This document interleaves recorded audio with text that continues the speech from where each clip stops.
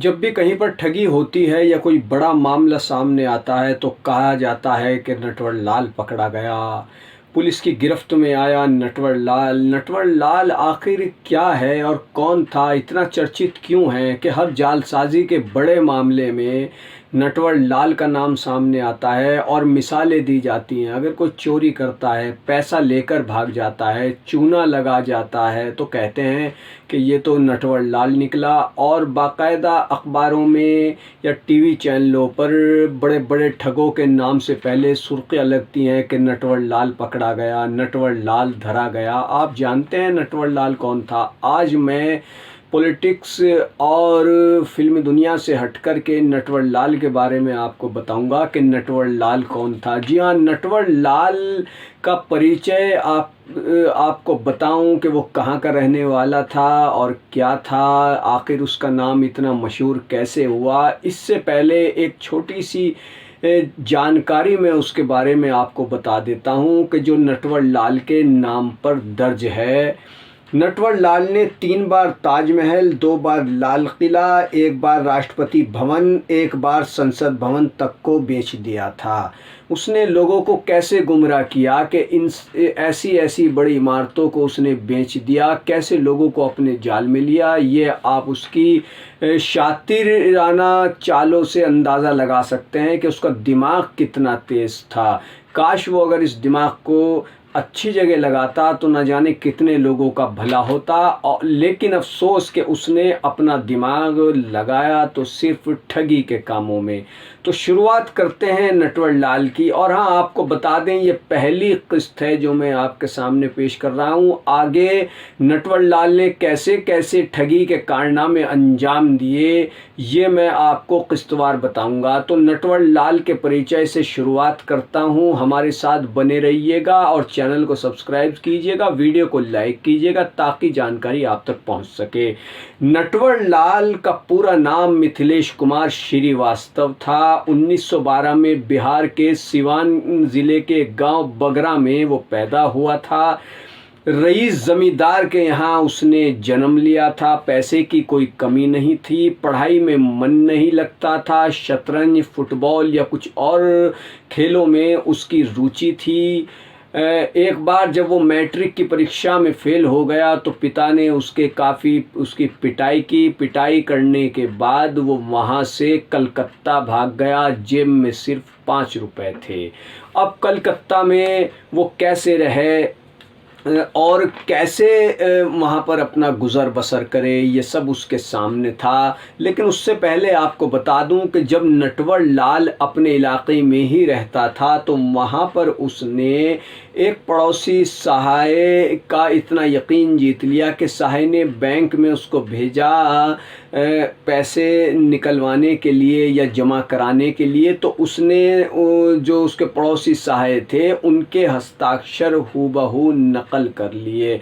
और फिर इसके बाद मिथिलेश को यकीन हो गया कि वो जालसाजी कर सकता है और किसी के भी हस्ताक्षर वो नकल कर सकता है। फिर मिथिलेश ने एक के बाद एक उसके सहाय के हस्ताक्षर खुद किए और अपने पड़ोसी के खाते से रुपए निकालता रहा और करीब 1000 रुपये निकाल लिए। इसके बाद जब उसकी जालसाजी का पता चला वो वहाँ से फ़रार हो गया। आपको बता दें कि वो बड़ी नामचीन हस्तियों के हस्ताक्षर करने में ज़बरदस्त माहिर था। कभी सामाजिक कार्यकर्ता बन जाता तो कभी नौकर बन जाता, कभी कोई अफसर बन जाता, कभी कुछ बन जाता। और उसके 52 नाम थे। जी हाँ, उसने अपने 52 नाम रख रखे थे। किसी को कुछ बता देता, किसी को कुछ बता देता। उसका बता दें वास्तविक नाम मिथिलेश कुमार श्रीवास्तव था। लेकिन जब वो ठगी का काम करता था तो किसी को कुछ नाम बता देता था, किसी को कुछ नाम बता देता था। और इन 50 या 52 नामों में से ही एक नाम उसका नटवर लाल था।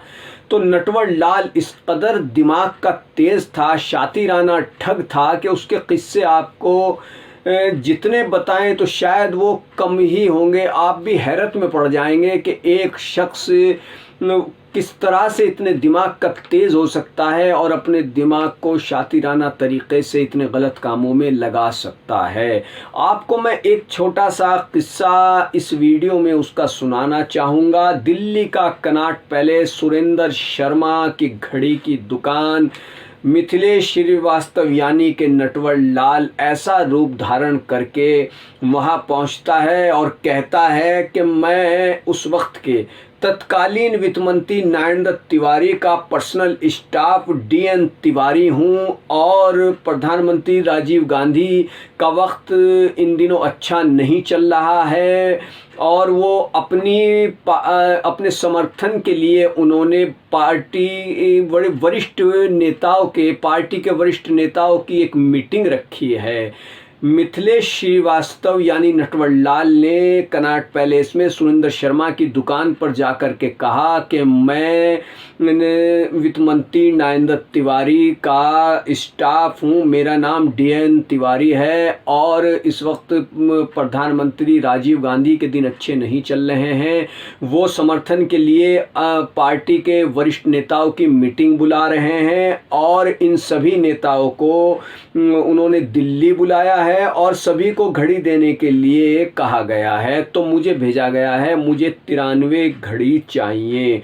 तो दुकानदार से उसने ऐसी बातें की कि दुकानदार उसकी बातों में आ गया और उस कुछ शक करता, लेकिन चूंकि उसने ऐसा हुलिया बना रखा था और कार वार भी ली और अपना सूट पहना और पहुंच गया कि मैं उस वक्त के जो फाइनेंस मिनिस्टर थे उनका स्टाफ हूँ और 93 घड़ियाँ चाहिए और ये घड़ियाँ मुझे कल चाहिए। तो दुकानदार ने कहा कि ठीक है और कहने लगे मैं कल आपका पेमेंट भी कर दूंगा। तो इतना कहकर के मिथिलेश यानी नटवर लाल वहाँ से चला गया। अगले दिन वो आया, दुकानदार से मिला कि मेरी घड़ियाँ तैयार है। वो कह रहे हैं कि हाँ पैकिंग हो रही है। तो उसने कहा भाई पैकिंग बहुत अच्छे से करना। तो जब वो दुकानदार पैकिंग कर रहा था तो मिथिलेश ने कहा कि ज़रा आप एक स्टाफ को, अपने किसी आदमी को मेरे साथ भेजिए, मैं आपको अभी पैसे दिलवा देता हूँ। तो वो वहाँ से एक स्टाफ को लेकर के उस जगह गया कि जहाँ पर प्रधानमंत्री से लेकर के कई बड़े अफसरों के कार्यालय दिल्ली में जिस इलाके में हुआ करते थे वो वहाँ उन्हें लेकर के पहुँचा और उसने उस स्टाफ को वहाँ रुकने को कहा। रुकने के बाद वो अंदर गया, अंदर से बाहर आया और बाहर आने के बाद उसने एक बैंक ड्राफ्ट भेजा, बैंक ड्राफ्ट उसको दिया, उस आदमी को बैंक ड्राफ्ट दिया और उसके साथ वो दुकान पर आ गया कि चलिए। फिर चलने के बाद चूँकि उसने, दुकानदार ने उससे अपने स्टाफ से भी पूछा कि कहाँ लेकर के गए थे, तो जाहिर सी बात है उसने बताया कि जहाँ पर बड़े बड़े अफसरों के ऑफिस हैं ये वहाँ लेकर के गए थे और अंदर गए थे, अंदर से ड्राफ्ट लाए हैं, बैंक ड्राफ्ट, और बैंक ड्राफ्ट उन्होंने मुझे ला करके दिया है। जो 93 घड़ियों की कीमत होती थी वो उस बैंक ड्राफ्ट के ज़रिए मुझे इन्होंने दे दी है, ये बैंक ड्राफ्ट है। तो वो घड़ी लेकर के मिथिलेश उर्फ नटवर लाल वहाँ से निकल गया।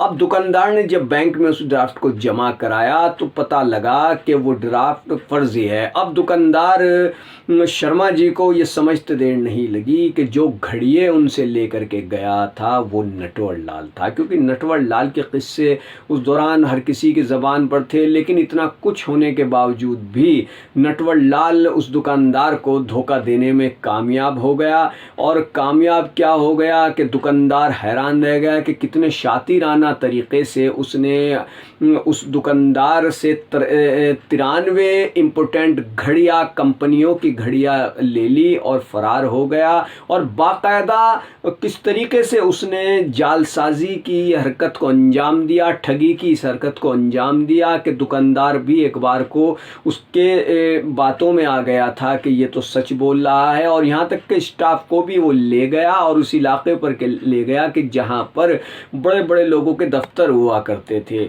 तो इससे आप उसके शातिराना तरीक़े का अंदाज़ा लगा सकते हैं। मैं फिर कोई ऐसी ही दिलचस्प नटवर लाल द्वारा दी गई घटना के साथ आपसे रूबरू होऊंगा। तब तक के लिए इजाज़त दीजिए। आपको नटवर लाल के कई किस्से सुनाएंगे, जब वो जेल में था तब उसने कैसे किया, कैसे उसने कुछ लोगों को ठगा, और हाँ कैसे उसने ताजमहल और ये सब बेचा था, आखिर वो कौन लोग थे कि जिनको वो इस तरह बेवकूफ़ बना जाता था। तो बने रहिए हमारे साथ और चैनल को सब्सक्राइब कीजिए। धन्यवाद।